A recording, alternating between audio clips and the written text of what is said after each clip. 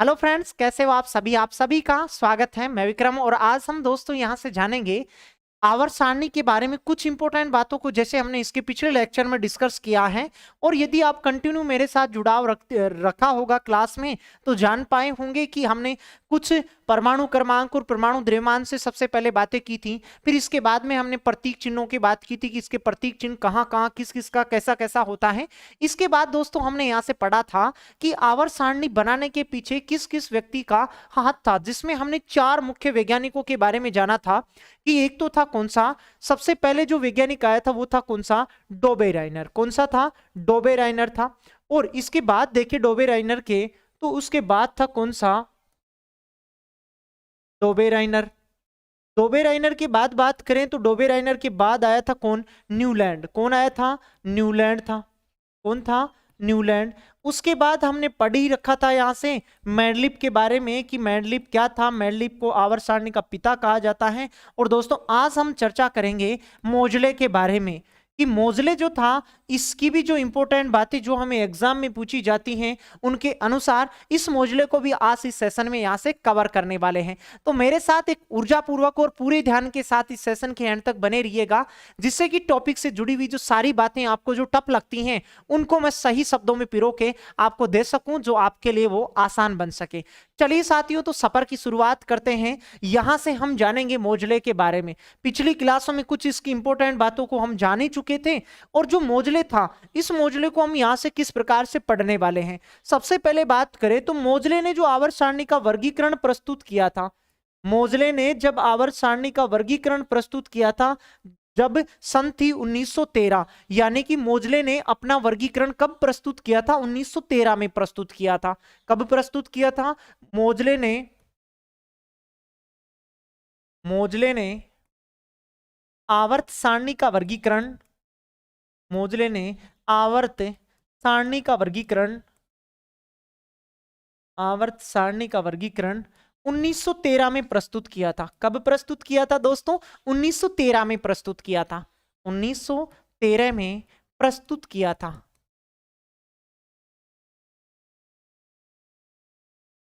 इसी के साथ आपको यहां से ऐसे पूछा जाए कि आवर्त सारणी का सबसे पहले वर्गीकरण किसने किया था, तो जैसे हम जिस क्रम में हम लोग यहां से पढ़ रहे हैं उसी क्रम में आप लोगों को यहां से ध्यान में रखना होगा। सबसे पहले जो वैज्ञानिक था वो था कौन, डोबे राइनर। डोबे राइनर ने त्रिक का नियम दिया था। फिर आया था कौन दोस्तों, न्यूलैंड आया था, और न्यूलैंड ने तत्वों के वर्गीकरण के लिए अष्टक का नियम दिया था।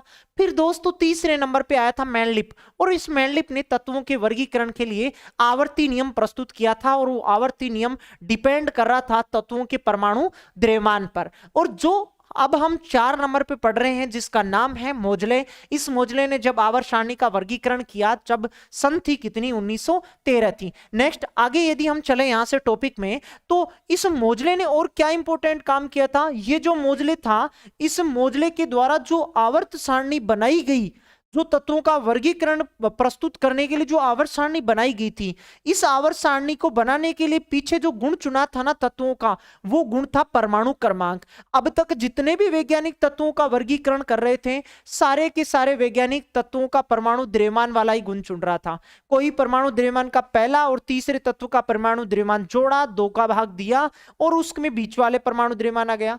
किसी वैज्ञानिक ने ऐसे कहा कि पहला तत्व इसके आगे आने वाला जो 8वां तत्व होता है, यदि इनको परमाणु द्रव्यमान के बढ़ते क्रम में रखें तो पहला तत्व इसके आगे आने वाले 8वें तत्वों के गुणों को समानता प्रदर्शित करेगा। और किसी वैज्ञानिक ने ऐसे कहा कि तत्वों के भौतिक और रासायनिक गुण उसके परमाणु द्रव्यमान के आधार पे होते हैं। लेकिन ये पहला वैज्ञानिक ऐसा था जिसने तत्वों का वर्गीकरण परमाणु क्रमांक के आधार पर प्रस्तुत किया, तभी ये अपने लक्ष्य में कामयाब हो पाया। जो पीछे जो वैज्ञानिक हम लोगों ने पढ़े हैं उनमें कहीं ना कहीं दोष होने के कारण, कमियां होने के कारण वो विफल हो रहे थे। क्यों, क्योंकि उसने गुण सही नहीं उठाया था। और इसने वर्गीकरण के लिए जो गुण चुना था मोजले ने, वो तत्वों का वर्गीकरण का गुण था दोस्तों कौन सा, परमाणु क्रमांक, यानी कि एटॉमिक नंबर। तो यहां से सबसे पहले लिखेंगे मोजले ने तत्वों का वर्गीकरण, मोजले ने तत्वों का वर्गीकरण, मोजले ने तत्वों का वर्गीकरण, मोजले ने तत्वों का वर्गीकरण परमाणु क्रमांक के आधार पर चुना, या परमाणु क्रमांक को चुना। वर्गीकरण के लिए मोजले ने तत्वों का वर्गीकरण परमाणु क्रमांक के आधार पर किया। परमाणु क्रमांक के आधार पर किया। अब तक जितने भी वैज्ञानिक थे सारे के सारे वैज्ञानिक तत्वों का वर्गीकरण परमाणु द्रव्यमान वाले गुण के आधार पे कर रहे थे।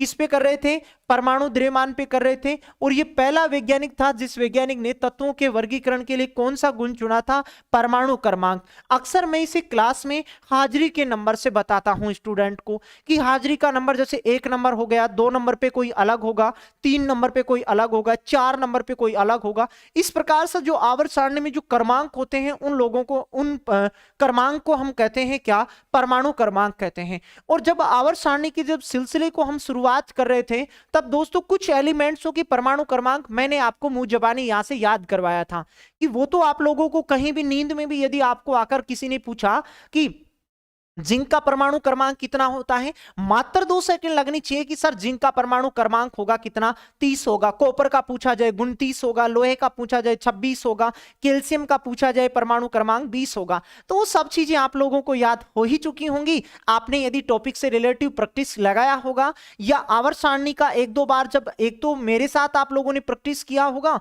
1-2 बार जब आप लोगों ने पीडीएफ से प्रैक्टिस किया होगा तो टॉपिक में माहिर बन ही चुके होंगे। और यदि आप साइंस के बैकग्राउंड से भी नहीं है तब भी आपको आवर्त सारणी में बहुत सी बातें आप लोग जान चुके होंगे।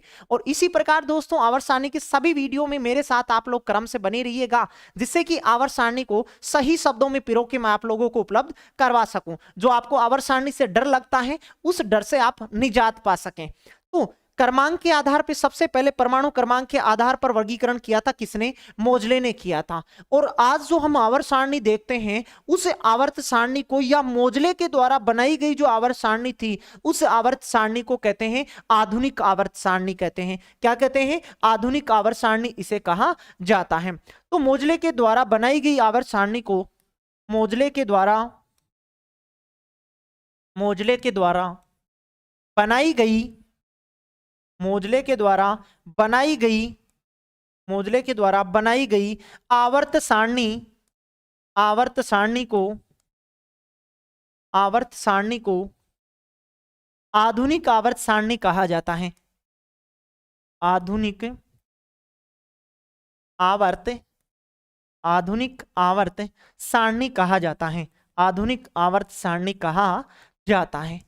ये दोस्तों यहां से एक और इसका इंपॉर्टेंट पॉइंट था, जैसे कि हमने मेंडलीव के बारे में पढ़ा था कि मेंडलीव को आवर्त सारणी का जनक कहते हैं, लेकिन मोजले जो हैं इस मोजले को आधुनिक आवर्त सारणी का जनक कहते हैं। कौन सी आवर्त सारणी का जनक कहते हैं?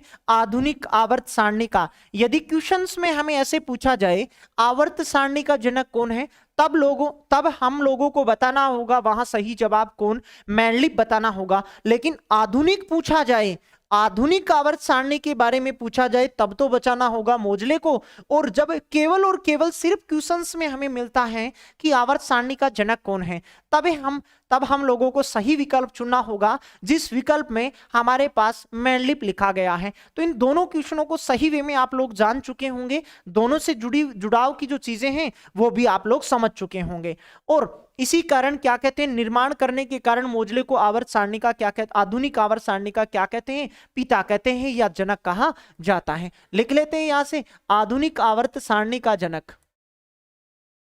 आधुनिक आवर्त सारणी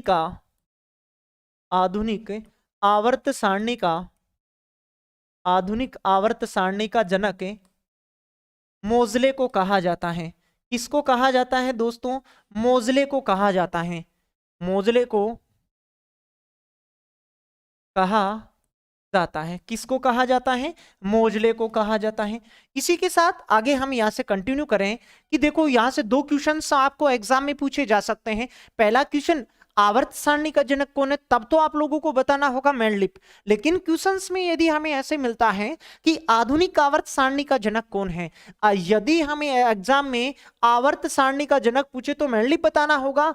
और यदि हमें आधुनिक आवर्त सारणी के बारे में पूछा जाए तब हम लोगों को बताना होगा कौन सा मोजले, वहां से सही जवाब हमारा होगा।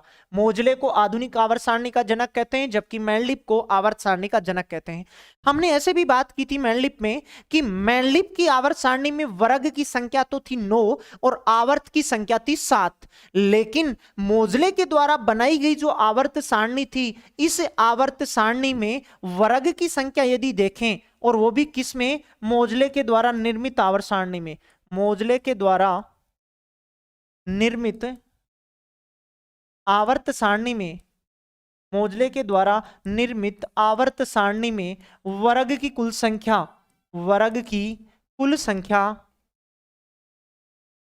कुल संख्या, वर्ग की कुल संख्या कितनी थी, 18 है। कितनी है, 18 है। अब बात रही, देख जो स्टूडेंट देखो इसके पिछले वीडियो में पूरे ध्यान के साथ मेरे साथ सफर किया था, वो तो जान ही चुका होगा कि सर वर्ग क्या होता है।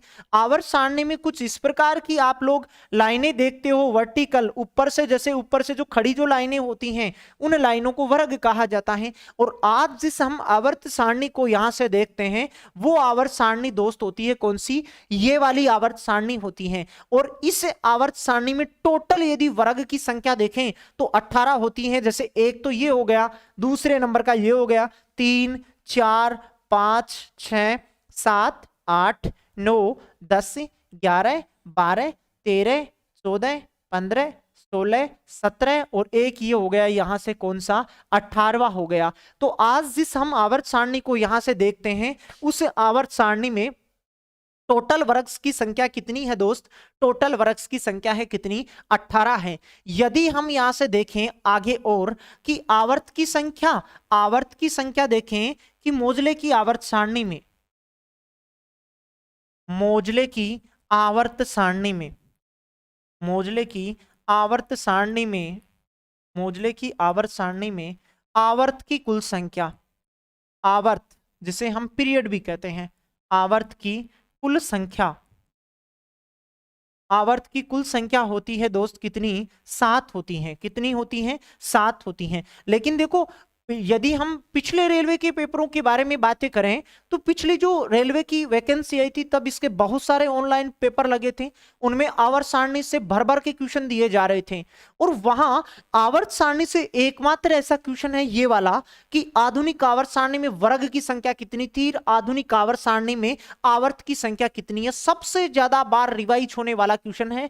आगामी पेपरों में भी यदि आप बैठने वाले हैं या बाकी अन्य एग्जाम में भी आपको यहां से क्वेश्चन पूछा जा सकता है कि वर्ग की संख्या कितनी होती है, लेकिन वो क्वेश्चन में कहेगा कि मेंडलिप के में बता। यदि मेंडलिप की आवर्त सारणी में पूछा जाए ना तो मेंडलिप की आवर्त सारणी में वर्ग हम लोगों को बताना होगा कितना, 9, और आवर्त बताना होगा 7। लेकिन यदि क्वेश्चन में हमें दिया जाए कि आधुनिक आवर्त सारणी में बताइएगा तो आधुनिक आवर्त सारणी में वर्ग की संख्या होती है 18 और आवर्त की संख्या होती है दोस्तों कितनी, 7 होती है। ये दोनों के दोनों यहां से इंपॉर्टेंट पॉइंट है। उम्मीद करता हूं आप लोगों के दिल दिमाग में बस ही चुका होगा ये बात कि आवर्त सारणी में वर्ग की संख्या टोटल कितनी, आवर्त की संख्या टोटल कितनी। आवर्त के बारे में हमने देखा कि आवर्त जो इस प्रकार की जो आडी जो लाइनें होती हैं उन लाइनों को आवर्त कहते हैं, और आवर्त सारणी में इस प्रकार की जो खड़ी जो लाइनें होती हैं उन लाइनों को हम क्या कहते हैं, वर्ग कहते हैं। और दोस्तों बिल्कुल भी ना घबराइएगा, इसके अगले वीडियो में हम वर्ग और आवर्त की बात करने वाले हैं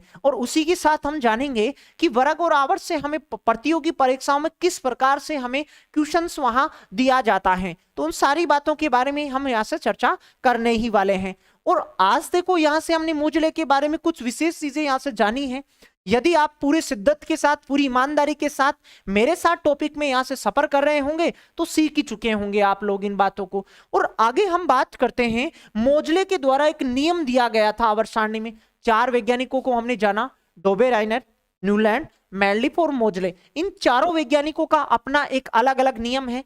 छोटा सा एग्जाम में क्वेश्चन आपको पूछा जा सकता है कि फला नियम किसने दिया, फला नियम किसने दिया, तो वो आप लोगों को बताना आना चाहिए। जैसे कि हमने देखो शुरुआत में ऐसे पढ़ा यहां से कि जो 4 वैज्ञानिक जो थे, 4 वैज्ञानिक कौन कौन से, डोबे, राइनर। इस डोबे राइनर ने तो कौन सा नियम दिया था, इस डोबे राइनर ने त्रिक का नियम दिया था दोस्त। कौन सा नियम दिया था, तिर्क का नियम दिया था इस डोबेराइनर ने तो, और इसके बारे में जान चुके हैं हम तिर्क का नियम क्या था और क्या नहीं था।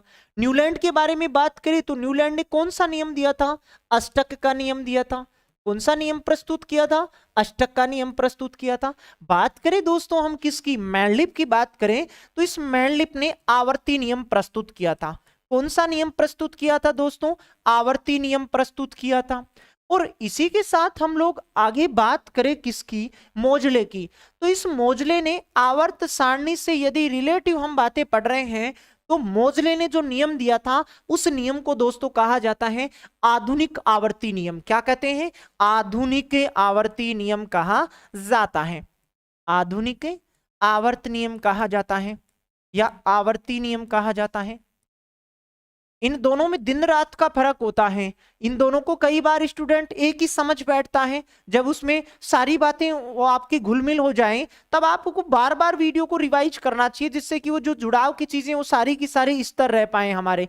कई बार अपन आधुनिक को तो ऊपर लेके चले जाते हैं, मतलब मैंडलिप के पास लेके चले जाते हैं, आवर्ती को कहाँ नीचे लेके चले जाते हैं। तो दोस्तों एक बार तो जब आप मेरे साथ यहाँ प्रैक्टिस पे बैठते हैं और एक बार आप खुद जब प्रैक्टिस पीडीएफ से कर लेते हैं तब ये जो तमाम जो चीजें होती हैं वो सारी की सारी आप लोग समझ चुके होते हैं और उनको आप सोच सकते हैं कि कौन सी चीज का जुड़ाव कहां होता है। चलिए तो आगे हम बात करते हैं किसके बारे में, मोजले के बारे में। तो मोजले के बारे में एक इंपॉर्टेंट बात तो ये है कि मोजले ने जो नियम दिया था वो नियम कौन सा था? आधुनिक आवर्ती नियम था। अब बात यहां आके रुक गई कि सर कि जैसे हमने आवर्ती नियम में ऐसे पढ़ा था इसकी पिछली क्लास में कि तत्वों के भौतिक और रासायनिक गुण उसके परमाणु द्रव्यमान के आवर्ती फलन होते हैं, लेकिन आधुनिक आवर्ती नियम क्या है? चलिए इसको देखते हैं। तो एक प्रश्न तो आपके दिमाग में भस ही चुका होगा कि आधुनिक आवर्ती नियम किसने दिया? मोजले ने दिया। अब बात कर लेते हैं आधुनिक आवर्ती नियम होता क्या है। आधुनिक आवर्त नियम,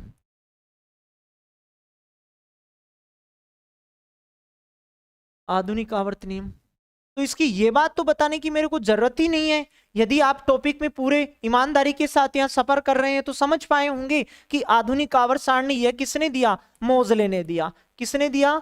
मोजले ने प्रस्तुत किया। मोजले ने प्रस्तुत किया। मोजले ने प्रस्तुत किया। इसी के साथ नेक्स्ट बात यहां आके रुक गई कि सर आधुनिक आवर्ती नियम क्या होता है। जैसे हमने इसकी पिछली क्लास में आवर्ती नियम को पढ़ा था कि आवर्ती नियम क्या था? तत्वों के भौतिक और रासायनिक गुण उसके परमाणु द्रव्यमान के आवर्ती फलन होते हैं। लेकिन जो आधुनिक आवर्ती नियम है, ये आधुनिक आवर्ती नियम क्या होता है? तत्वों के भौतिक और रासायनिक गुण उसके परमाणु क्रमांक के आधार आवर्ती फलन होते हैं। तत्वों के भौतिक और रासायनिक गुण उसके परमाणु क्रमांक के आवर्ती फलन होते हैं, जबकि जो मैंडलिप के द्वारा दिया जा रहा था नियम वो परमाणु द्रव्यमान के आवर्ती फलन हो रहे थे और यहां परमाणु क्रमांक के आवर्ती फलन होते हैं। चलिए तो यहां से लिखते हैं आधुनिक आवर्ती नियम के अनुसार, आधुनिक आवर्ती नियम के अनुसार, आवर्ती नियम के अनुसार, नियम के अनुसार तत्वों के भौतिक और रासायनिक गुण के अनुसार तत्वों के भौतिक और रासायनिक गुण, तत्वों के भौतिक व रासायनिक गुण, तत्वों के भौतिक व रासायनिक गुण परमाणु क्रमांक के आवर्ती फलन होते हैं। ये इंपॉर्टेंट पॉइंट होता है दोस्तों यहां से, परमाणु क्रमांक के, किसके? परमाणु क्रमांक के, परमाणु क्रमांक के आवर्ती फलन होते हैं। किसके आवर्ती फलन होते हैं? परमाणु क्रमांक के आवर्ती फलन होते हैं। तो ये नियम होता है कौन दोस्तों?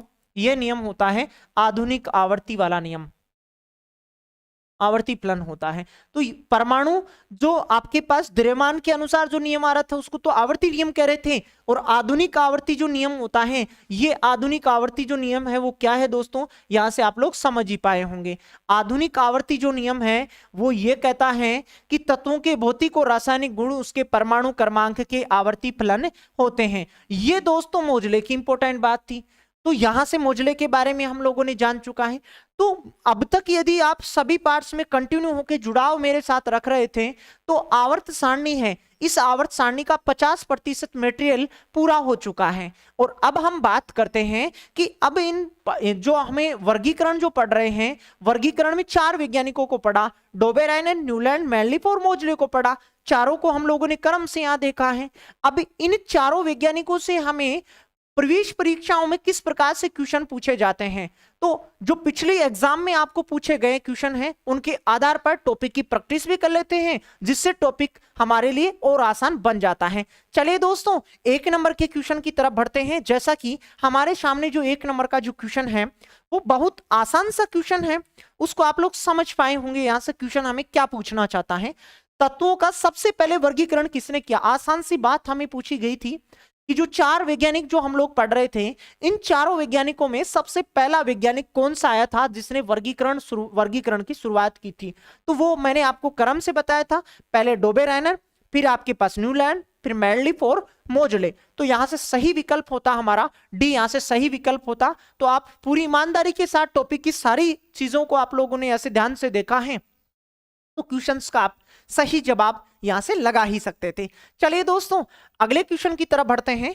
जैसा कि हमारा अगला क्वेश्चन था, तत्वों के वर्गीकरण से संबंधित त्रिक का नियम प्रतिपादित किया था। मतलब एक आसान सी बात हमें क्वेश्चंस में पूछी गई थी कि तत्वों से जुड़ा हुआ जो त्रिक का नियम था, तत्वों के वर्गीकरण में हमने पढ़ा था 4 वैज्ञानिकों को, डोबेराइनर, न्यूलैंड, मैनलिफ और मोजले। इनमें से त्रिक का नियम किसने दिया था, त्रिक का नियम देने वाला वैज्ञानिक था कौन सा दोस्तों, डोबेराइनर था। तो पूरी आप ईमानदारी के साथ यदि सही जवाब यहां से लगा पा रहे होंगे तो हमारा सही विकल्प चुनाव करते हैं। आप कौन से सही विकल्प का चुनाव करते हैं, डी विकल्प का सही चुनाव करते हैं कि डोबेराइनर जो होता है, इस डोबेराइनर को क्या डोबेराइनर ने कौन सा नियम दिया था, तत्वों के वर्गीकरण से संबंधित त्रिक का नियम प्रस्तुत किया था। और इसी प्रकार दोस्तों पिछले रेलवे के एग्जाम में पूछा गया क्वेश्चन है।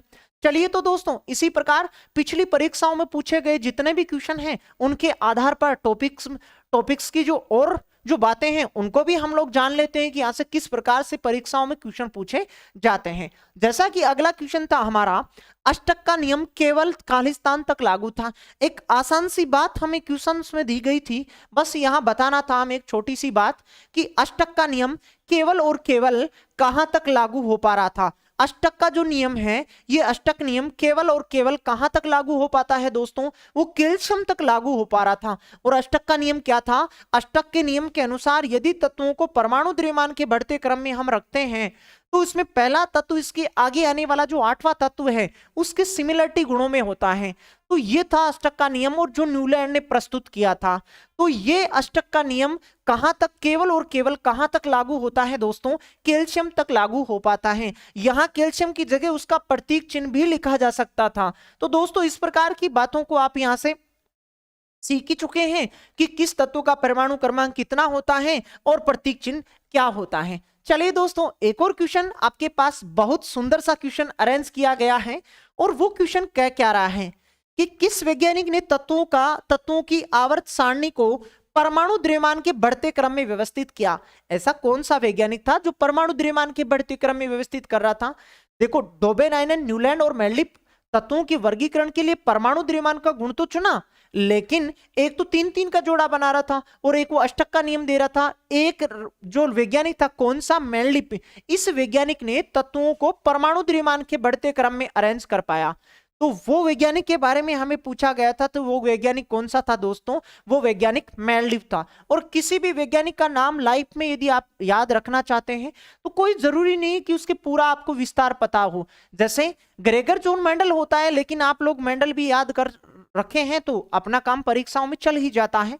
तो जैसे द्विमित्री नहीं भी पता था कोई दिक्कत नहीं है, लेकिन किसी भी वैज्ञानिक का पूंछ वाला हिस्सा जो होता है वो हमें मालूम होना अति आवश्यक होता है। तो सही विकल्प होता हमारा कौन सा, डी होता कि तत्वों को बढ़ते क्रम में अरेंज कर रहा था कौन, मैनलिफ अरेंज कर रहा था जिसने आवर्ती नियम प्रस्तुत किया था।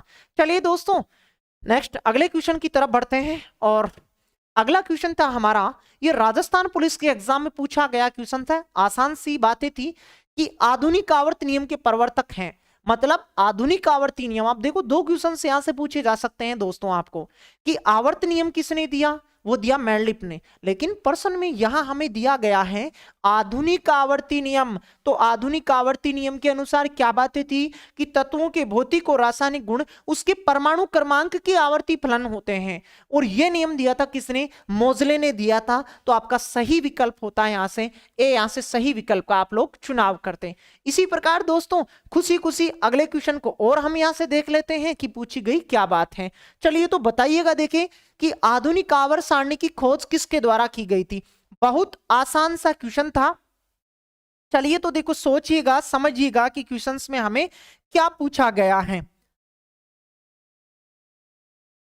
बेहद आसान सा क्वेश्चन था, बता ही सकते थे आप लोग कि आधुनिक आवर्त सारणी का खोज किसने। यदि केवल और केवल आवर्त सारणी के बारे में पूछा जाए कि आवर्त सारणी की खोज किसने की, तब तो हमें बताना होगा मेंडलीव बताना होगा। लेकिन आधुनिक आवर्त सारणी के बारे में दोस्तों आपसे पूछा जाता है क्वेश्चंस में, तब आप लोगों को बताना होगा किसके बारे में, मोजले के बारे में बताना होगा। लेकिन देखो मोजले होता है एक तो, और एक होता है मोसले, लेकिन ये दोनों एक ही नाम होते हैं। कई बार आपको क्वेश्चंस में थोड़ा ऊपर नीचे मिल जाता है, तब हम घबरा जाते हैं कि पता नहीं क्या दिया गया है। तो आधुनिक आवर्त सारणी का जन्मदाता जो है वो कौन? मोजले हैं। तो यहां से डी विकल्प का आप लोग चुनाव कर ही सकते थे। चलिए तो इसी प्रकार आसान आसान से क्वेश्चन हैं। ये आसान तब हैं जब आप लोगों ने पूरी ईमानदारी के साथ इसके सभी पार्ट्स में मेरे साथ कंटिन्यू होकर जुड़ाव रखा है।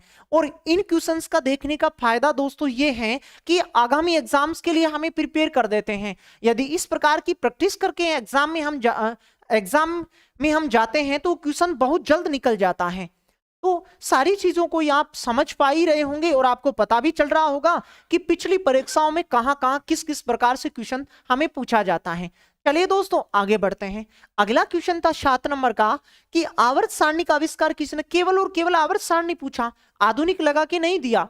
तो या तो मोजले ऑप्शन में होगा या मेंडलिप ऑप्शन में होगा। तो अब तो देखो मोजले तो ऑप्शन में था ही नहीं, तब तो कोई दिक्कत ही नहीं थी। तो यहां मेंडलिप था, मेंडलिप ने ही आवर्त सारणी का क्या किया था, निर्माण किया था। लेकिन आधुनिक आवर्त सारणी दोस्तों दोनों क्वेश्चन ध्यान देने योग्य क्वेश्चन है। यदि पूरे ध्यान के साथ इन दोनों क्वेश्चनों को आप लोग देखते हैं तो कहीं कंफ्यूज होने का हमें मौका ही नहीं मिलता है। और परीक्षाओं में यदि इस प्रकार का यदि हमें क्वेश्चन देखने को मिलता है तो वो क्वेश्चन फटाक से हम लोग वहां से सही कर पाते हैं। तो आवर्त सारणी का जन्मदाता मेंडलिप होता है और आधुनिक आवर्त सारणी का जन्मदाता मोजले होता है। चलिए दोस्तों एक और क्वेश्चन आपकी निगाहों के सामने दिया गया है। चलिए तो देखिएगा क्वेश्चन में दिया गया क्या है कि निम्नलिखित में से किस वैज्ञानिक का आधुनिक आवर्त सारणी के निर्माण में योगदान नहीं है। बिल्कुल आसान सी, बेहद आसान बात आप लोगों को पूछी गई है।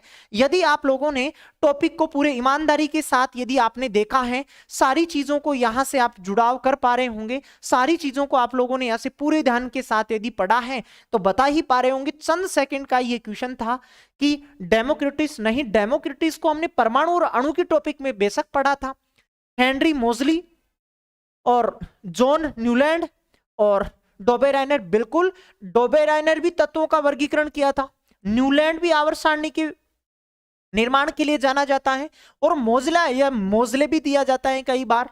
लेकिन डेमोक्रिटस को हम लोग परमाणु और अणु के टॉपिक में पढ़ते हैं। परमाणु और अणु को आप लोगों ने पढ़ा होगा तो जान पाए होंगे आप लोग कि यहां से योगदान नहीं है। किसका योगदान नहीं है दोस्तों? डेमोक्रिटस का योगदान नहीं है। सही विकल्प होता हमारा ए होता कि सर डेमोक्रिटस जो होता है ये आवर्त सारणी के योगदान के पीछे नहीं जाना जाता है। चलिए दोस्तों नेक्स्ट अगला क्वेश्चन था हमारा, डोबेराइनर ने 3 तत्वों के समय की पहचान कर उन्हें नाम दे रहा था। एक आसान सी बात फिर से आप लोगों के सामने है कि डोबेराइनर के द्वारा जो त्रिक का नियम दिया जा रहा था, और डोबेराइनर के द्वारा त्रिक का नियम यह था कि इसने 3-3 तत्वों का जोड़ा बनाया और ये जो 3-3 तत्वों का जोड़ा था इसको त्रिक या ट्रायड कहा। क्या कहा दोस्त? त्रिक, या इसी को कहा गया क्या? ट्रायड कहा गया। बस क्वेश्चंस में यही बात आप लोगों को पूछी गई थी कि 3 तत्वों का जो समूह था, इस 3 तत्वों के समूह को कहा क्या जा रहा था, तो उसको कहा जाता है ट्रायड या त्रिक कहा जाता है। इस प्रकार दोस्तों आप यहां से समझ पा रहे होंगे कि हमें एग्जाम में टॉपिक से रिलेटिव किस प्रकार की चीजें यहां से पूछी जाती हैं। चलिए तो इसी प्रकार आप क्वेश्चंस को समझ पाए होंगे और आप उत्तर भी उम्मीद करता हूं सही सोच विचार कर ही रहे होंगे। चलिए नेक्स्ट अगला क्वेश्चन था हमारा, निम्नलिखित में से किसने कहा था कि तत्वों के गुण उनके परमाणु द्रव्यमान के आवर्ती फलन होते हैं। बस क्वेश्चंस में थोड़ी सी बात का हमें यहां से गैप मिल रहा था, और उस व्यक्ति के बारे में पूछा जो बात इस व्यक्ति से रिलेटिव थी। जैसे हमने 4 वैज्ञानिक पढ़े, पहला डोबेरायनर ने त्रिक का नियम दिया, न्यूलैंड ने अष्टक का नियम दिया, फिर आया मेंडलिप। मेंडलिप ने एक आवर्ती नियम प्रस्तुत किया था, और इस आवर्ती नियम में उसने ऐसे कहा था कि तत्वों के भौतिक और रासायनिक गुण उसके परमाणु द्रव्यमान के आवर्ती फलन होते हैं, परमाणु द्रव्यमान के आवर्ती फलन होते हैं। तो बस अब हमें उस वैज्ञानिक का नाम पूछा गया है, यदि नियम पूछता तो बता ही सकते थे आवर्ती नियम कहलाता है, और यदि उस वैज्ञानिक के बारे में पूछा तो वो वैज्ञानिक कौन सा था, मेंडलिप था। तो आप लोगों का यहाँ से सही विकल्प होता कौन सा, सी आप लोगों का यहाँ से सही विकल्प होता। इसी प्रकार दोस्तों टॉपिक बहुत आसान बन चुका होगा यदि अब तक की सभी क्लासों में यदि पूरे ध्यान के साथ आप लोग यहां से जुड़ाव रख रहे थे। तो चलिए दोस्तों एक और बेहतरीन क्वेश्चन की तरफ हम लोग बढ़ते हैं, और अगला क्वेश्चन था हमारा, न्यूलैंड के आवर्ती वर्गीकरण में 10वां तत्व निम्नलिखित में से किसके जैसे दिखता है। बस आसान सी बात आप लोगों को यहां से पूछी गई थी, बस क्वेश्चन में थोड़ा सा हमें पेशेंस यहां दिखाना था कि क्वेश्चंस में पूछा गया क्या है। पहली बात देखो, न्यूलैंड का नाम दिया गया है, न्यूलैंड ने अष्टक का नियम दिया। अष्टक का नियम यह बयां कर रहा था कि पहला तत्व इसके आगे आने वाले क्रम में जो 8वां तत्व था उसके गुणों में सिमिलरिटी दर्शा रहा था। बस वही बात आपको उलटफेर करके क्वेश्चंस में इस प्रकार से पिरोई गई है कि न्यूलैंड के आवर्ती वर्गीकरण में 10वां तत्व निम्नलिखित में से किसके जैसा होगा। जैसे कि मैं यहां से लिखूं 1 नंबर, 2, 3, 4, 5, 6, 7, 8, 9, 10, 11, 12, इस प्रकार आगे भी लिख सकते हैं आप लोग। तो यहां ऑप्शन में हमें 10 के दायरे में मिल रहा था, 10 से बड़ा कोई था ही नहीं हमारे पास, 3, चौथा, प्रथम, नौवां, ऐसे कुछ ऑप्शन में थे। क्वेश्चंस में हमें दिया किस तत्व के बारे में, 10वां तत्व। तो हम लोगों ने ऐसे जाना है अष्टक के नियम में कि अष्टक के नियम के अनुसार पहला तत्व इसके आगे आने वाले क्रम में जो 8वां तत्व होता है उसके गुणों में समान होता है। बस अब हमें दिया कि जो 10वां जो तत्व होगा, ये 10वां गुण, ये जो 10वां जो तत्व होता है वो किसके गुणों में समान होगा। तो बता ही सकते थे, आगे तो जाने का कोई काम ही नहीं था क्योंकि ऑप्शन भी नहीं था। तो कई बार ऑप्शनों पे भी निगाहें आप दे ही लिया करो, जिससे कि क्वेश्चंस में कोई एक्स्ट्रा बात आप लोग सोचते हैं वो सोच नहीं हो सके आप लोगों के दिमाग में। तो अब तो बैक की साइड सोचना था, एक ही ऑप्शन था, हमें पीछे ही जाना होगा। तो पीछे इसका कोई ना कोई क्रम में 8वां रहा होगा, 1, 2, 3, 4, 5, 6, 7, 8। मतलब जो 3 नंबर का जो तत्व होता है इसके आगे आने वाला जो क्रमांक में 8वां जो तत्व होगा वो कौन होगा दोस्तों, 10वां होगा। यानी कि 3 नंबर का तत्व और 10वें नंबर का तत्व दोनों के गुणों में क्या होगा, सिमिलरिटी होगी। वही बात आप लोगों को यहां दी गई है कि 10वें नंबर का तत्व किसके जैसा दिखेगा। तो सही विकल्प होता हमारा दोस्तों यहां से कौन सा, ए यहां से सही विकल्प होता। सही जवाब आप लोग सुन ही सकते थे। चलिए इसी प्रकार एक और बेहतरीन क्वेश्चन को हम लोग यहां से डिस्कस करते हैं। चलिए तो देखते हैं क्वेश्चन में पूछा गया क्या है। किसने यह कहा कि हर 8वें तत्व के गुण पहले के समान होते हैं। आसान सी बात पूछी गई थी। जो न्यूलैंड था, इस न्यूलैंड ने जो नियम दिया था वो नियम था दोस्त कौन सा, अष्टक का नियम था। और इस अष्टक के नियम में यही बात कही गई थी कि पहला तत्व इसके आगे आने वाला जो 8वां तत्व होता है इसके गुणों में समान होता है, और उस नियम को हम लोग कहते हैं क्या, अष्टक का नियम कहते हैं। तो सही विकल्प हमारा होता ए होता। बस उस वैज्ञानिक के बारे में पूछा गया था कि यह किसने कहा था। तो किसने कहा था दोस्तों, जिसने अष्टक का नियम दिया था। और अष्टक का नियम किसने दिया था, न्यूलैंड ने दिया था। सही विकल्प आप लोग बता ही सकते थे। इसी प्रकार दोस्तों प्रैक्टिस सेशन को हम लोग आगे बढ़ाते हैं। चलिए अगला क्वेश्चन था हमारा कि न्यूलैंड, मेंडलिप और मेयर नामक वैज्ञानिकों ने खालिस्तान का विकास किया था। किसका विकास किया था वो बातें आप लोगों को यहां से पूछी गई थी। तो देखो न्यूलैंड और मेंडलिप आते ही दिमाग में ऐसे बिल्कुल आपके पास खून खोलना चाहिए कि जो न्यूलैंड और मेंडलिप है सर ये तो आवर्त सारणी के लिए जाने जाते हैं। बाकी आपको यहाँ कुछ कंफ्यूज करने वाली चीजें सोचनी ही नहीं थी कि मेंडलिप और जो न्यूलैंड जो होता है, बाकी आप लोग मेयर को नहीं भी जानते थे तो इसके साथ दिया गया था तो काम आप लोगों चला सकते थे।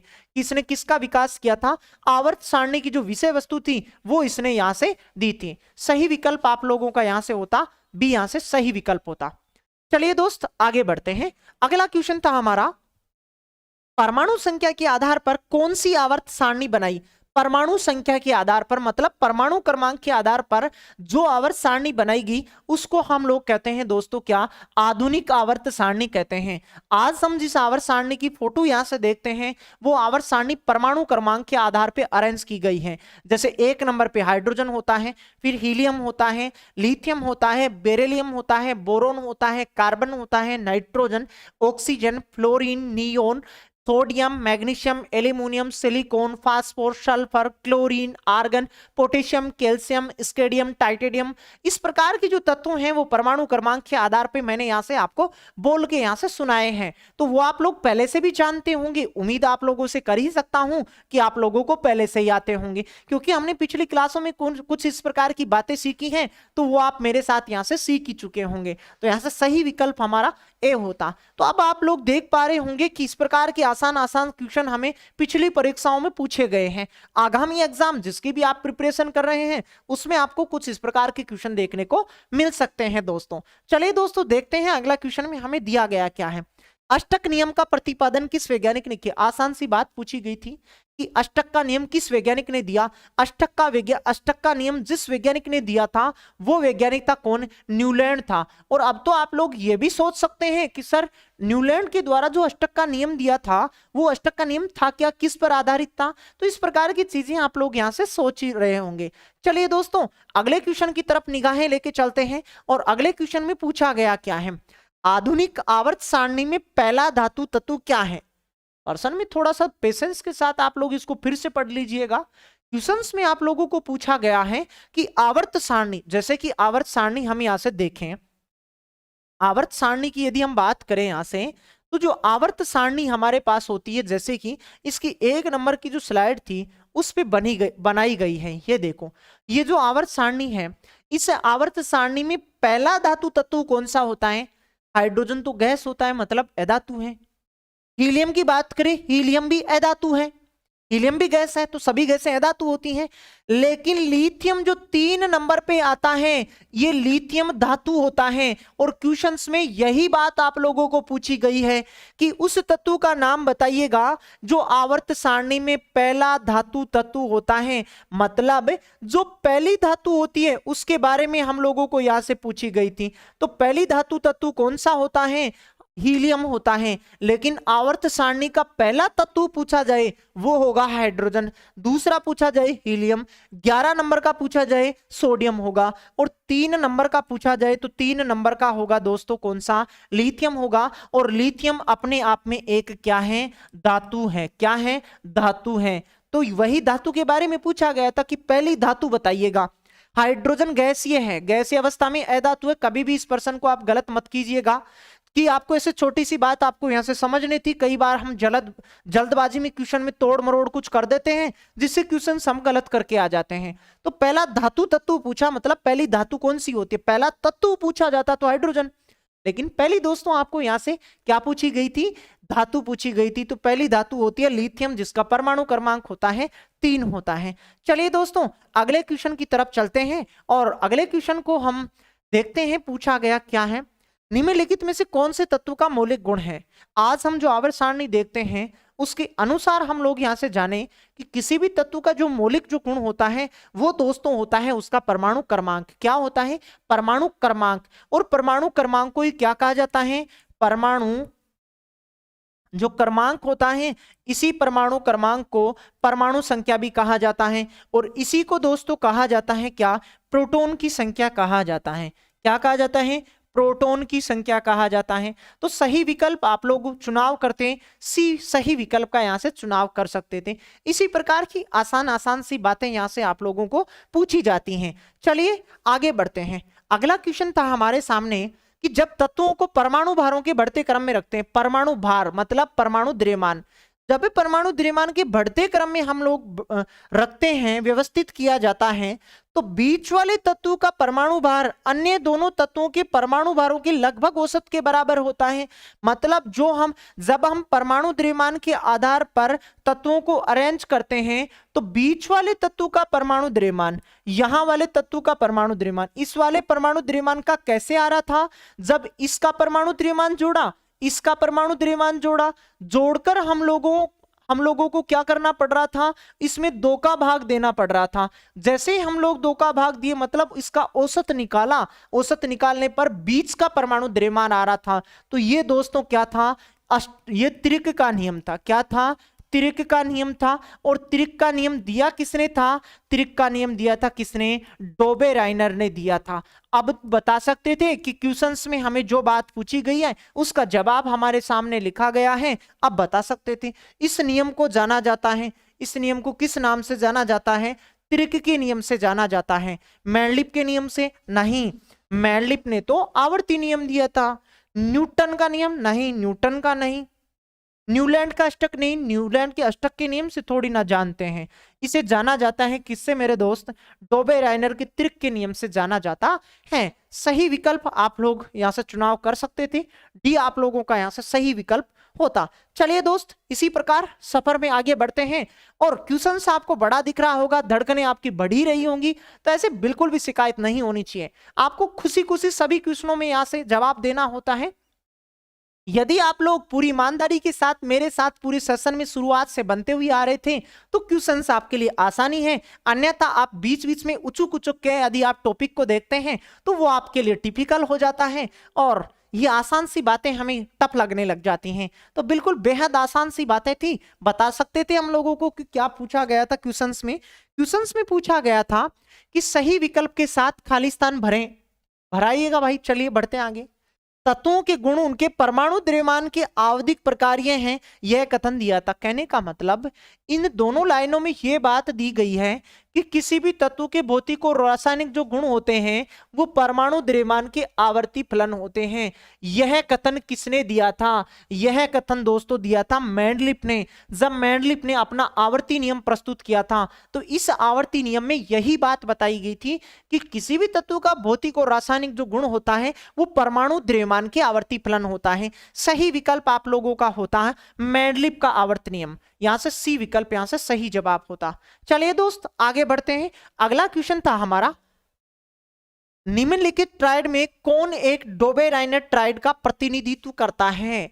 अब तो देखो आसान सी बातें थी, लेकिन हमें डोबेराइनर की बातें यहां से पता होना आवश्यक था, तभी हम इस क्वेश्चन का सही जवाब लगा सकते थे। मैंने आपको पिछली कुछ स्लाइडों में ऐसे बताया था कि डोबेराइनर कुल 3 त्रिक दिया था और डोबेराइनर के द्वारा कुल जो 3 त्रिक थे वो त्रिक कौन कौन से थे देखो। एक तो था लिथियम, सोडियम और पोटेशियम था, एक कैल्शियम, स्टोनशियम और बेरियम था, एक क्लोरीन, ब्रोमीन और आयोडीन था। इस प्रकार से ये डोबेराइनर के द्वारा 3 त्रिक बनाए जा रहे थे और ये तीनों जो त्रिक थे उन तीनों त्रिकों में मैंने आपको तत्व सहित बताया था कि इसमें कौन कौन सा तत्व समाहित होता है। पहला तो यदि हम लिखना चाहें यहां से दोबारा से भी देख सकते हैं, लिथियम, सोडियम, पोटेशियम, ये पहला त्रिक था।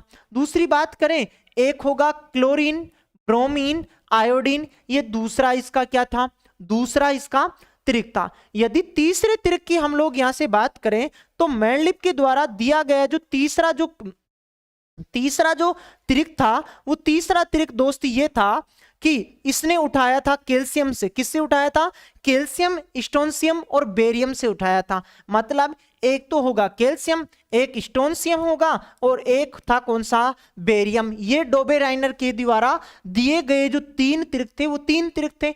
अब क्वेश्चंस को बता सकते थे लिथियम, सोडियम, पोटेशियम, और यहां पूछा गया था कौन सा प्रतिनिधित्व करता है। बिल्कुल ए विकल्प आपका सही जवाब होता। यदि आप प्रैक्टिस बेस पे यदि आप अपनी निगाहों से इस क्वेश्चन को देख रहे होंगे तो आप बता ही सकते थे बी क्यों गलत है।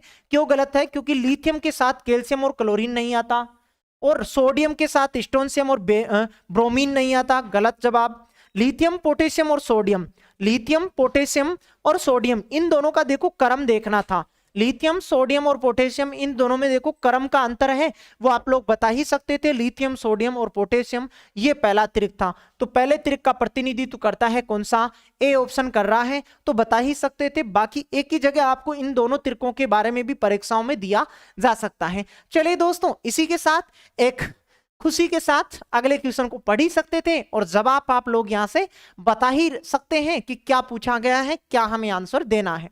चलिए फिर भी पढ़ लेते हैं क्वेश्चंस में क्या पूछा गया है। निम्नलिखित में से कौन सा डोबेराइनर त्रिक का तीसरा सदस्य है। डोबेराइनर जो त्रिक दिए थे 3, जो अभी हमने इसके पिछले क्वेश्चंस में देखा था, और पिछले क्वेश्चंस में और इस क्वेश्चंस में क्या अंतर है वो भी आप यहां से समझ पा रहे होंगे, जिसमें लिथियम और सोडियम भी शामिल होते हैं। ऐसे त्रिक के बारे में बताना था जिस त्रिक में लिथियम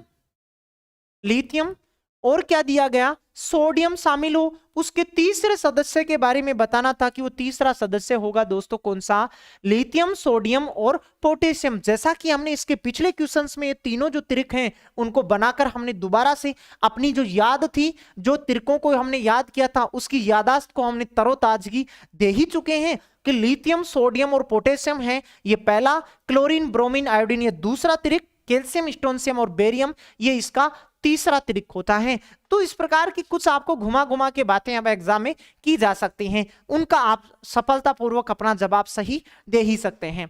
तो कौन सा था तीसरा सदस्य, पोटेशियम था। सही विकल्प चुनाव करते भी आप लोग यहां से सही विकल्प को चुन सकते थे। चलिए दोस्तों, इसी के साथ एक और क्वेश्चन की ओर बढ़ते हैं हम।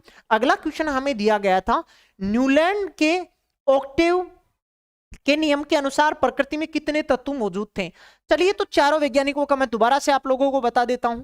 पहला वैज्ञानिक था डोबेराइनर। कौन था, डोबेराइनर। और इसके बाद आया कौन, न्यूलैंड। कौन आया दोस्त, न्यूलैंड। फिर न्यूलैंड के बाद आया कौन, मेंडलिफ। कौन आया, मेंडलिफ आया। और अगला जो वैज्ञानिक था वो कौन था, मोजले था। कौन था, मोजले था। और इनके समय तत्वों की संख्या यदि आपको पूछी जाए, ये डिफेंस के पेपर में आप लोगों को पूछा गया क्वेश्चन था, बहुत आसान सी बात थी। डोबेराइनर के समय तत्वों की संख्या थी 52। न्यूलैंड की बात करें, न्यूलैंड के समय तत्वों की संख्या हो चुकी थी 56। और मेंडलिफ की बात करें तो मेंडलिफ के वर्गीकरण के समय तत्वों की टोटल संख्या थी 63। और मोजले के अनुसार जो आधुनिक जो आवर्त सारणी है इसमें टोटल तत्वों की संख्या है मेरे दोस्त कितनी, 118 है। सही विकल्प का आप लोग चुनाव कर ही सकते थे। यदि जिसके बारे में भी पूछा जाए उसके बारे में आप लोग बता सकते थे। तो न्यूलैंड के बारे में पूछा तो न्यूलैंड के समय कितने तत्व मौजूद थे, न्यूलैंड के समय तत्व मौजूद थे कितने, 56 तत्व मौजूद थे। ऐसा विकल्प ए में हमें दिखाई दे ही रहा है, सही जवाब हमारा ए होता। चलिए दोस्त, अगले क्वेश्चन की तरफ बढ़ते हैं कि अगले क्वेश्चन में पूछा गया क्या है। वही बात है, बस थोड़ा सा हमें कुछ क्वेश्चंस का कहीं थोड़ा ऊपर नीचे कर रखा है लैंग्वेज में, बाकी आसान सी बात ही थी। न्यूलैंड ने माना कि प्रकृति में केवल खालिस्तान तत्व मौजूद थे। न्यूलैंड ने, अब उसी क्वेश्चन को थोड़ा घुमा के दिया, बता ही सकते थे आप लोग न्यूलैंड के समय तत्वों की संख्या कितनी थी, 56 थी। चलिए दोस्त, अगले क्वेश्चन की तरफ बढ़ते हैं। अगला क्वेश्चन था हमारा, जब मेंडलीव ने अपना काम शुरू किया था तब कितने तत्व थे। एक आसान सी बात आपके सामने फिर से परोसी गई है कि मेंडलीव ने जब अपना काम शुरू किया था तब तत्वों की संख्या कितनी थी। दोस्त, मैंने आपको नोट लगाकर भी शायद लिखाया था कि मेंडलीव के समय तत्वों की टोटल संख्या थी 63। न्यूलैंड के बारे में बात करें तो न्यूलैंड के समय 56 तत्व मौजूद थे।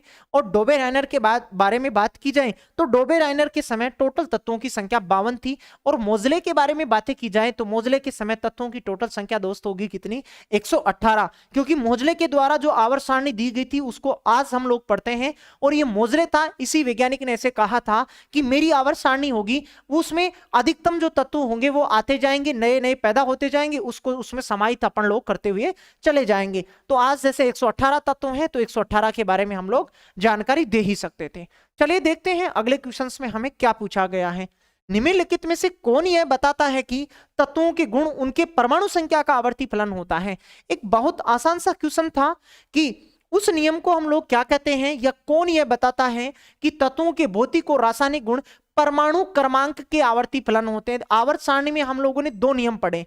पहला नियम, एक तो आधुनिक आवर्ती नियम पढ़ा, दूसरा नियम केवल और केवल हमने आवर्ती नियम पढ़ा। आवर्ती नियम में हमने ऐसे सीखा कि तत्वों के भौतिक और रासायनिक गुण परमाणु द्रव्यमान के आवर्ती फलन होते हैं। लेकिन आधुनिक आवर्ती नियम में मैंने आपको सिखाया है कि तत्वों के भौतिक और रासायनिक गुण उसके परमाणु क्रमांक के आवर्ती फलन होते हैं। परमाणु संख्या या परमाणु क्रमांक या प्रोटॉन की संख्या जो होती है वो एक ही होती है, आवधिक फलन होते हैं। तो ये नियम था कौन सा, आधुनिक आवधिक नियम था। तो सही जवाब आप लोग बता ही सकते थे आप, तो यहां से हमारा सही विकल्प होता ए हमारा सही विकल्प होता। इस प्रकार दोस्तों आप लोग देख रहे होंगे कि ये एनटीपीसी के पेपर में पूछा गया क्वेश्चन है। तो एग्जाम के लिए, आगामी एग्जाम जिसकी भी आप प्रिपरेशन कर रहे हैं, वहां से इसी प्रकार के आपको कुछ क्वेश्चन मिलने वाले हैं। पिछले कुछ सालों से मैं यहां से प्रैक्टिस कर रहा हूं इस शिक्षा के क्षेत्र में, तो बहुत बार ऐसे हुआ है कि डिक्टो जो क्लास वर्क के नोट्स हैं उनसे डिक्टो ऐसे के ऐसे आपको क्वेश्चंस पूछे गए हैं, और जो आपने मेरे को चार्ज दिया है इसका, उसके कई गुणा करके मैं इस चार्ज को आपको लौटाने वाला हूं। बस आपके साथ शर्त ये रहनी चाहिए कि मैं जितनी ईमानदारी से यहां काम कर रहा हूं उसकी डबल ईमानदारी से आप लोगों को मेरे साथ काम करना पड़ेगा, तब जाके हम इन टॉपिकों में माहिर बन पाएंगे। चलिए दोस्त, इसी प्रकार अगले क्वेश्चंस की तरफ बढ़ते हैं। और एक और बात हमें दी गई थी, ग्रुप डी के एग्जाम में क्वेश्चंस पूछा गया ही था और बता सकते थे कि क्वेश्चंस में क्या बात हमें लोगों को पूछी गई थी। किसने अपनी आवर्त तालिका में अंतरालों के आधार पर अभी और खोजे जाने वाले तत्वों की अस्तित्व की भविष्यवाणी की थी? इनमें से कौन सा ऐसा वैज्ञानिक था जिस वैज्ञानिक ने सबसे पहले ऐसे कहा था कि मेरी आवर्त सारणी जो होगी, इस मेरी आवर्त सारणी में धीरे धीरे नए तत्व और पैदा होंगे, उनको इसमें रख सकते हैं हम लोग। तो वो होगा, वो वैज्ञानिक कौन सा था, उस वैज्ञानिक के बारे में पूछा गया था। तो बता ही सकते थे आप लोग कि ऐसा कौन सा वैज्ञानिक था जिसने ये कहा था कि मेरी जो आवर्त सारणी होगी उसमें नए तत्व ऐड करते हुए चले जाना, मेरी ही आवर्त सारणी होगी वो। तो क्वेश्चंस में देखो, हम लोग जो आज आवर्त सारणी पढ़ते हैं वो मोजले की है। जैसे मान लो कल कोई नया तत्व खोजा गया, किसकी आवर्त सारणी में जोड़ेंगे हम? न्यूलैंड की आवर्त सारणी में थोड़ी जोड़ने जाएंगे, या मैंडलिप की आवर्त सारणी में जोड़ने जाएंगे? नहीं जोड़ने जाएंगे ना। तो आज जो अब तत्व नए खोजे जाते हैं वो जोड़े जाते हैं किसमें? मोजले की आवर्त सारणी में जोड़े जाते हैं। और मोजले ने अपने जो कथन प्रस्तुत किए थे, अपने जो आवर्त सारणी के जो विचार प्रस्तुत किए थे, उन विचारों में एक विचार यह भी था कि मोजले ने यह कहा था कि तत्वों के जो नए जो खोजे जाने वाले जो तत्व हो गए उनको यही इसी आवर्त सारणी में जिस प्रकार से अन्य तत्वों को अरेंज किया गया है, उसी आधार पे बाकी सभी तत्वों को भी यहां से इसी प्रकार से अरेंज हमें करना होगा। तो आप लोग बता ही सकते थे, सही विकल्प होता हमारा ए। यहां से सही विकल्प का आप लोग चुनाव कर सकते थे। चलिए दोस्त, इसी प्रकार यहां से कुछ क्वेश्चंस और बचे हैं, उनकी प्रैक्टिस और कर लेते हैं, जिससे कि आगामी एग्जाम में यदि हम यहां से प्रैक्टिस करके जाते हैं तो यदि क्वेश्चंस यहां देखने को मिलता है वो क्वेश्चंस आप लोगों के लिए बहुत आसान बन जाते हैं। चलिए दोस्तों, क्वेश्चंस जो हमें दिया गया उसमें पूछा गया क्या है? तोबे-रायनन ने उत्प्रेरक के रूप में पहला तत्व खोजा था। मतलब तोबे-रायनन ने उत्प्रेरक के रूप में जिस तत्व को प्रयोग में लाया गया था उस तत्व के बारे में बताना था कि वो था तत्व दोस्तों कौन सा? प्लेटिनम था। कौन सा था? प्लेटिनम था। अब तो दोस्तों यदि प्रैक्टिस बेस पे आप लोग बैठे हैं, पीडीएफ के साथ यदि आप लोग प्रैक्टिस करोगे, जब आपके दिमाग में ये इन चीजों का विचार घूमना चाहिए कि सर एयू होता है, एयू प्रतीक चिन्ह किसका होता है? सोने का होता है। किसका होता है? सोने का होता है। तो इस प्रकार की चीजें आप लोगों के दिमाग में घूमनी चाहिए जब आप लोग ऑप्शन में इस प्रकार की चीजें देखते हैं।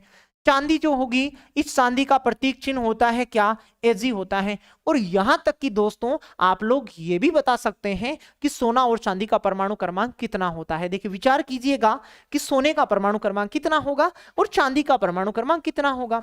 सोना जो होता है, इस सोने का परमाणु क्रमांक होता है मेरे दोस्त कितना? इस सोने का परमाणु क्रमांक होता है 79। और चांदी की बात करें तो चांदी का परमाणु क्रमांक होगा दोस्त कितना? 80 होगा। कितना होगा दोस्त? 80 होगा। कितना होगा? 80 होगा। बाकी अन्य के बारे में भी बता सकते थे। प्लेटिनम जो, जैसे निकल के बारे में बात करें तो निकल 30 के दायरे में आता है। आप इन चीजों को आप सोच विचार कर ही सकते थे कि निकल जो होता है, इस निकल का प्रतीक चिन्ह होगा दोस्त कितना? 28 होता है। उसी प्रकार प्लेटिनम का ध्यान में रखें कि प्लेटिनम का परमाणु क्रमांक कितना होता है। प्लेटिनम जो होता है, इस प्लेटिनम का परमाणु क्रमांक होता है कितना? 78 होता है। कितना होता है? 78 होता है। तो 78 तो किसका होता है? प्लेटिनम का होता है। और निकल का जैसे स्केडियम, titanium, vanadium, chromium, manganese, iron, cobalt, निकल, कॉपर, जिंक। तो इस प्रकार से आप दौरान कर लेते तो पता मालूम आपको चल ही जाता है कि निकल कितने नंबर पे आता है। तो इस प्रकार की आसान सी बातें आगामी एग्जाम्स के लिए बहुत इंपॉर्टेंट रहने वाली हैं दोस्तों। चलिए देखते हैं अगले क्वेश्चंस में हमें पूछा गया क्या है। चलिए पढ़िएगा सबसे पहले तो कि क्वेश्चंस में हमें पूछा गया क्या है। चलिए तो देखिए, अपनी सबसे पहले तो अपनी पैनी निगाहों के साथ आप लोग इस क्वेश्चंस को सोच विचार करें, पढ़िएगा इसको, फिर क्वेश्चंस का आंसर बताइएगा। क्वेश्चंस बेशक आपको बड़ा दिख रहा होगा लेकिन आसान सी बातें हैं। चलिए तो बताइएगा, देखिए क्या होने वाला है। आधुनिक आवर्त सारणी में तत्वों को व्यवस्थित किया गया है। आधुनिक आवर्त सारणी यानी कि जो आवर्त सारणी आज हम लोग देखते हैं उसमें तत्वों को किस प्रकार से अरेंज किया गया है उसके बारे में पूछा गया था। तो आधुनिक आवर्त सारणी में तत्वों को उनके परमाणु द्रव्यमान के बढ़ते क्रम में रखा गया है।